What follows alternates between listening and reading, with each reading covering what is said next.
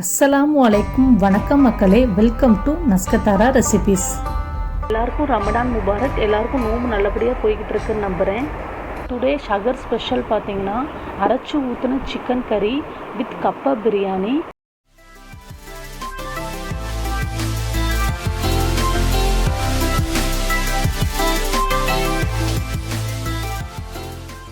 யூஸ்வலாக கப்பா பிரியாணி பீஃபில் தான் பண்ணுவாங்க. நம்ம சிக்கனில் எப்படி பண்ண போகிறோங்கிறத இந்த வீடியோவில் பார்க்கலாம்.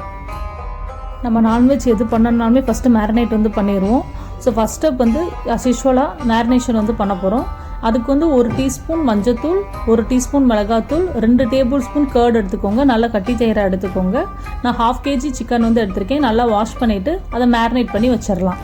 ஒரு 1/2 hour அப்படியே மூடி வச்சிடலாம். நெக்ஸ்ட் ஸ்டெப் கப்பக்கிழங்க வேக வச்சு எடுக்க போகிறோம்.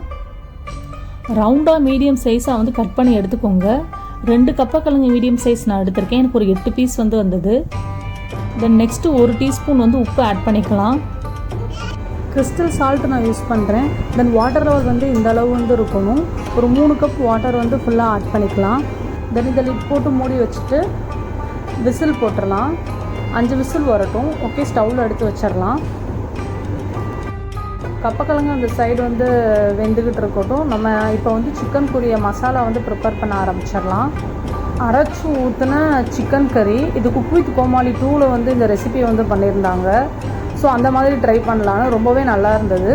இதுக்கு 2 காஞ்ச மிளகா, 1 டீஸ்பூன் மிளகு, 1 டீஸ்பூன் ஜீரகம், இதை நல்லா பவுடர் பண்ணி எடுத்துக்கலாம்.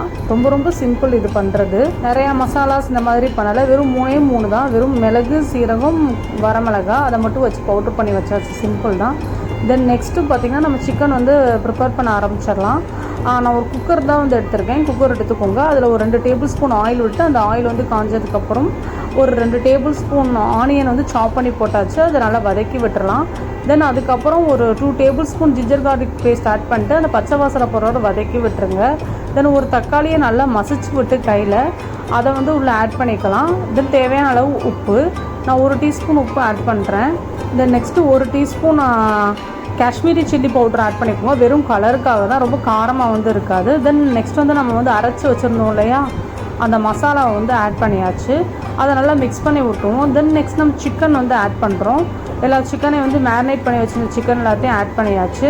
நல்லா ஒரு மிக்ஸ் பண்ணி விட்டுற வேண்டியதான். மற்ற சிக்கன் கிரேவி கம்பேர் பண்ணுறப்ப இது பண்ணுறது கொஞ்சம் ஈஸியாக எனக்கு ஃபீல் ஆனது. ஜஸ்ட்டு அரைச்சி மட்டும் அந்த பவுடரை மட்டும் அரைச்சி ஊற்றி அப்படியே மிக்ஸ் பண்ணி பண்ணுற மாதிரி இருந்தது. ஓகே, இப்போ இதெல்லாம் மிக்ஸ் பண்ணியாச்சு. தென் பார்த்திங்கன்னா மேரினேட் பண்ணி வச்சுருந்தேன் இல்லையா அந்த பவுலில், அதில் ஒரு 1/2 glass ஆஃப் வாட்டர் ஆட் பண்ணிட்டு நல்லா மிக்ஸ் பண்ணி விட்டுட்டு ஊற்றிடுறேன். இதுக்கு மேலே நான் தண்ணி வைக்கலை. இப்போ நான் அந்த விசில் போட்டு மூடி வச்சிடுறேன். நம்ம சிக்கன் ஆல்ரெடி மேரினேட் பண்ணி வச்சனால விசில் பார்த்திங்கன்னா ஒரு 4 விசில் வச்சா கரெக்டாக இருக்கும். ஓகே, இப்போ நம்ம கப்பை ஓப்பன் பண்ணி பார்த்தலாம். 6 விசில் டோட்டலாக நான் இதுக்கு வச்சுருந்தேன். இப்போ ஓப்பன் பண்ணி பார்க்கலாம். சூப்பராக வெந்திருக்கு. நான் இதை வேறு ஒரு பிளேட்டில் ட்ரான்ஸ்ஃபர் பண்ணி வச்சிடுறேன். யூஸ்வலாக நம்ம சகருக்கு சப்பாத்தி, ரைஸ் இந்த மாதிரி தான் எடுத்துப்போம். எப்போவாவது ஒரு தடவை இந்த மாதிரி கப்பக்கிழங்கு அந்த மாதிரி நம்ம எடுத்துக்கிட்டோம்னு வச்சுக்கோங்க, ரொம்ப டிஃப்ரெண்ட்டாக இருக்கும். ரொம்பவே நல்லாவும் இருக்கும். ப்ளஸ் பார்த்திங்கன்னா சீசனல் டைமில் தான் கிடைக்கும் இந்த கப்பக்கிழங்கெல்லாம். ஸோ இந்த டைம் கிடச்சிருக்கு. ஓகே, நம்ம ஸ்பூன் வச்சு இந்த மாதிரி குட்டி குட்டியாக கட் பண்ணி எடுத்துக்கலாம். நெக்ஸ்ட்டு சிக்கனுக்கு போயிடலாம். 4 விசில் வந்துருச்சு. இதை ஓப்பன் பண்ணி பார்க்குறோம்.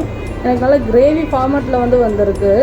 ஸோ இதை நான் கொஞ்சம் லைட்டாக வற்ற வைக்க போகிறேன். ஏன்னா கொஞ்சம் தண்ணியாக இருக்குது. நம்ம குக்கர் விசில் வச்சோன்னா தெரியும்ல, நான் 1/2 டம்ளர் தண்ணி தான் ஆட் பண்ணேன். பட் விசில் வச்சதும் பார்த்திங்கன்னா அந்த தண்ணி அப்படியே வந்திருக்கு. ஸோ அதனால் இதை லைட்டாக வற்ற விட்டுறேன். கொஞ்சம் மேலே கோரியாண்டர் லீவ்ஸ் எல்லாத்தையும் ஆட் பண்ணிவிட்டு ஒரு 3 மினிட்ஸ் வற்ற விட்டோம்னா கரெக்டாக இருக்கும். நீங்கள் டிஃபன், சப்பாத்தி, பரோட்டா, இட்லி, தோசை அந்த மாதிரினா நீங்கள் இந்த ஸ்டேஜ்லேயே வச்சு அப்படியே சிக்கன் வச்சு சாப்பிடலாம். இப்போ நான் கப்பா பிரியாணி பண்ண போகிறேன் இல்லையா, ஸோ அதை நான் நல்லா ட்ரை ஃபார்முக்கு ஆக்கிட்டு அதுக்கப்புறம் இதை வச்சு தான் பிரியாணி பண்ண போகிறோம். கப்பா பிரியாணிக்கு 1 டீஸ்பூன் கோகோனட் ஆயில் எடுத்திருக்கேன். தென் 1/2 டீஸ்பூன் கீ ஆட் பண்ணிவிட்டு அது நல்லா ஆயில் ஹீட் ஆனதுக்கப்புறம் ஒரு பட்டை, ஒரு கிராம்பு, ஒரு ஏலக்காய் ஆட் பண்ணிவிட்டு ஒரு பெரிய வெங்காயத்தை நல்ல நீளமாக கட் பண்ணி ஆட் பண்ணிக்கணும். தென் ஒரு கீறி விட்ட மிளகாய், பச்சை மிளகாய் ஆட் பண்ணிவிட்டு கொஞ்சோண்டு புதினா இலை, 1/2 கைப்பிடி அளவு புதினா இலை ஆட் பண்ணியாச்சு. தென் 1/2 கைப்பிடி அளவு மல்லி இலை ஆட் பண்ணிடணும். ஆட் பண்ணிட்டு நல்லா மிக்ஸ் பண்ணி விட்டுறலாம். நல்லா வதக்கி விட்டுட்டு ஒரு 1/2 டீஸ்பூன் ஜீரகத்தூள், ஒரு 1/2 டீஸ்பூன் சோம்புத்தூள், ஒரு 1/2 டீஸ்பூன் கரம் மசாலா தூள் இதை ஆட் பண்ணிவிட்டு நல்லா மிக்ஸ் பண்ணி விட்டுறலாம். நல்லா அந்த மசாலா வாசனை போகிற வதங்கட்டும். நம்ம சிம்லேயே வச்சிடலாம். இப்போ நம்ம சிக்கன் வந்து எந்த ஸ்டேஜில் இருக்குதுன்னு பார்க்கலாம். இப்போ பார்த்திங்கன்னா நல்லா செமி கிரேவி ஃபார்முக்கு வந்துடுச்சு. நல்லாவே வந்து தண்ணி வந்து வற்றிடுச்சு. இன்னும் கொஞ்சம் லைட்டாக ஒரு 2 மினிட்ஸ் கழித்து பார்த்திங்கன்னா நல்லா ட்ரை ஃபார்முக்கு வந்துடும். இப்போ பாருங்கள் நல்லா ட்ரை ஃபார்முக்கு வந்துடுச்சு. இப்போ நான் ஒரு பவுலில் வந்து இந்த சிக்கன் கிரேவி வந்து எடுத்துக்கிறேன். அந்த கிரேவியை நல்லா வதங்கிக்கிட்டு இருக்க மசாலாவில் வந்து ஆட் பண்ணிடலாம். ஆட் பண்ணிட்டு நல்லா மிக்ஸ் பண்ணி விட்டுறலாம். ஓரளவுக்கு ட்ரை ஃபார்முக்கு வந்ததுக்கப்புறம் நம்ம கட் பண்ணி வச்சுருந்த கப்பக்கிழங்கை வந்து ஆட் பண்ணி விட்டுறலாம். நான் மொத்தம் ஒரு 6 பீஸ் கப்பக்கிழங்கு எடுத்திருக்கேன். எடுத்துகிட்டு நல்லா மிக்ஸ் பண்ணி விட்டுறலாம். ரொம்பவும் வந்து மிக்ஸ் பண்ணி விடக்கூடாது, லைட்டாக மட்டும் கிளறி விடணும். ஆல்மோஸ்ட் வந்து கப்பா பிரியாணி வந்து ரெடி ஆயிடுச்சு. ரொம்ப வந்து நம்ம வந்து இதை மிக்ஸ் பண்ணி விடாமல் லைட்டாக மட்டும் மிக்ஸ் பண்ணி விட்டுக்கலாம். அப்போ தான் நம்ம சாப்பிட்றப்போ அந்த ஃபீல் கிடைக்கும். அந்த முழுசாக அந்த கப்பை வந்து வாய்க்குள்ளே போகிறப்போ நல்ல சூப்பரான ஃபீல் கிடைக்கும். தென் வந்து நெக்ஸ்ட்டு ஃபைனலாக வந்து பார்த்திங்கன்னா மல்லி இலையை வந்து நல்லா பொடியாக கட் பண்ணிவிட்டு நல்லா தூவி விட்டுக்கிறேன். பாருங்கள் கப்பா பிரியாணி வந்து ரெடி ஆயிடுச்சு. அவ்வளோதான். இதை நான் வேறு ஒரு பிளேட்டில் ட்ரான்ஸ்ஃபர் பண்ணிவிட்டு அதோட சிக்கன் கிரேவி வச்சு இதை சாப்பிட்டு பார்ப்போம் எப்படி இருக்குன்னு நான் அதையும் உங்களுக்கு காட்டுறேன். இந்த கப்பா பிரியாணி கேரளாவில் அவ்வளோ ஃபேமஸுங்க. நீங்கள் உங்கள் வீட்டில் இந்த மாதிரி சிக்கன் வச்சு ட்ரை பண்ணி பாருங்கள், ஆர் மட்டன் வச்சு கூட நீங்கள் வந்து ட்ரை பண்ணி பார்க்கலாம்.